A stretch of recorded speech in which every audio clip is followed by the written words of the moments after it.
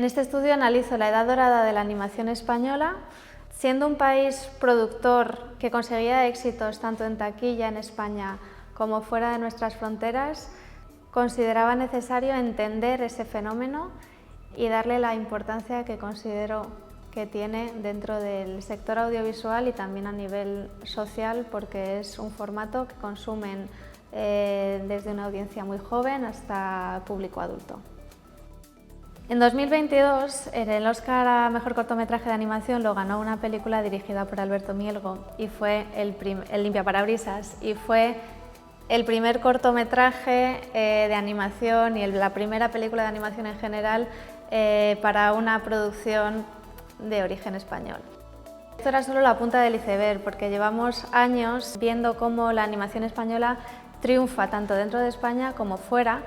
Es conocido el caso de Tadeo Jones, una saga que empezó con cortometrajes, pero luego los largometrajes han tenido muchísimo éxito en taquilla. Ha sido cuando se estrenó en 2012 Las aventuras de Tadeo Jones, el primer largometraje, fue la película de animación española más vista, con casi 3 millones de entradas vendidas.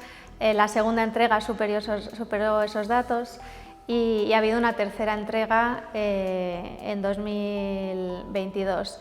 Pero no solo, ha habido varios hitos a lo largo de los últimos años, como la película Planet 51, como Chico y Rita, que fue nominada a los Oscar, películas que habían obtenido reconocimiento en taquilla en España y también reconocimientos internacionales. Entonces yo quería entender cómo se había conseguido llegar hasta ese punto.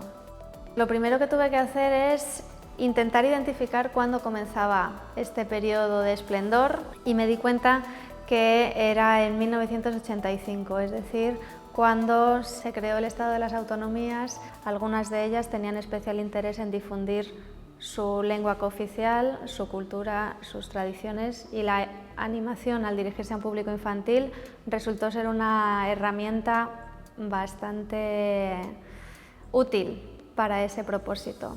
Subvencionaron estas producciones desde el principio, principalmente el País Vasco y Galicia, aunque luego hubo otras comunidades autónomas que también se sumaron a este fenómeno. Se dieron cuenta las productoras de que podían conseguir financiación de más de una comunidad autónoma. Un ejemplo bastante claro es el Cid, La Leyenda, que consiguió financiación de varias comunidades autónomas, acercándose a lo que se podría llamar un cine nacional, pero no es cine nacional como tal, sino que es un producto multiautonómico. Y a partir de ahí, ya a partir de 2009, con la llegada de la tecnología en 3D, esto incrementa los costes y ya no se puede depender de las subvenciones públicas, sino que tiene que ser inversión privada, y que el objetivo sea muchas veces el mercado internacional y no solo el autonómico o el estatal.